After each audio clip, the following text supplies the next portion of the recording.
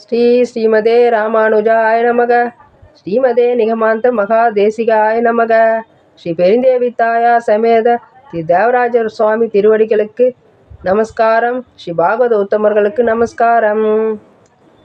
தூமணி மாடத்து சுற்றும் விளக்கெரிய தூவம் கமழ துயிலணி மேல் கண் வளரும் மாமன் மகளே மணிக்கதவம் தாழ் திறவாய் மாமீர் அவளை எழுப்பீரோ உன் மகள்தான் ஊமையோ அன்றி செவிடோ அனந்தலோ ஏம பெருந்தில் மந்திரப்பட்டாலோ மாமாயன் மாதவன் வைகுந்தன் என்று நாமம் பலவும் நவின்றேலோர் என்பாவாய்.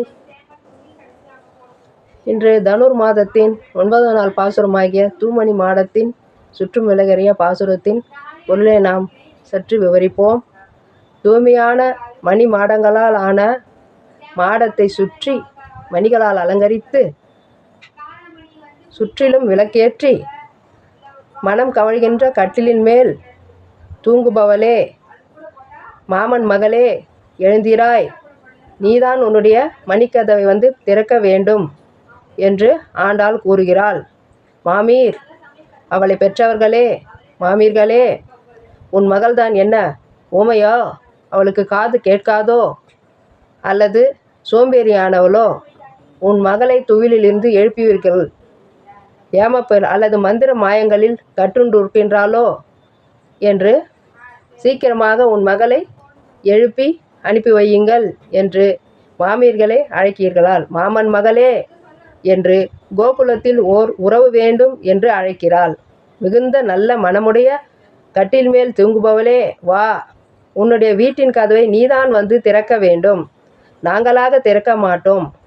மாமாயவன் மாயங்கள் செய்பவன் மாதவத்தோன் வைகுந்தத்துக்கு தலைவன் என்று நாங்கள் பாடிக்கொண்டிருந்தாலும் காதில் விழவில்லையா?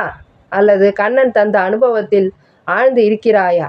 நீயும் சீக்கிரமாக வந்து எங்களுடன் சேர்ந்து பாடுவாய் என்று ஆண்டாள் கூறுகிறாள்.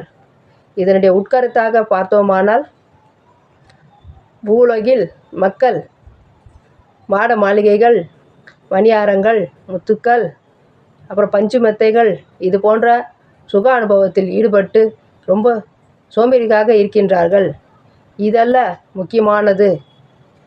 முக்கியமான சந்தோஷமும் எதில் அடங்கியிருக்கிறது என்றால், கண்ணனின் திருநாமங்களை பாடி வைகுந்தத்துக்கு சென்று அடைவதே நாம் உய்வதற்குரிய நல்ல வழி. இத்தகைய போகப் பொருள்களினால் கட்டுண்டாமல் பெருமாளின் திருநாமங்களை பாடி உய்வித்து நாம் இந்த பிறவி கடலை கடைந்து வைகுந்தம் எவ்வாறு செல்வது, அதற்கான நோன்பை எவ்வாறு மோட்பது என்ற திருநாமங்களின் மகிமையை பற்றி இப்பாசுரத்தில் ஆண்டாள் உட்கருத்தாக விளக்குகிறாள். ஸ்ரீ ஆண்டாள் திருவடிகளே சரணம்.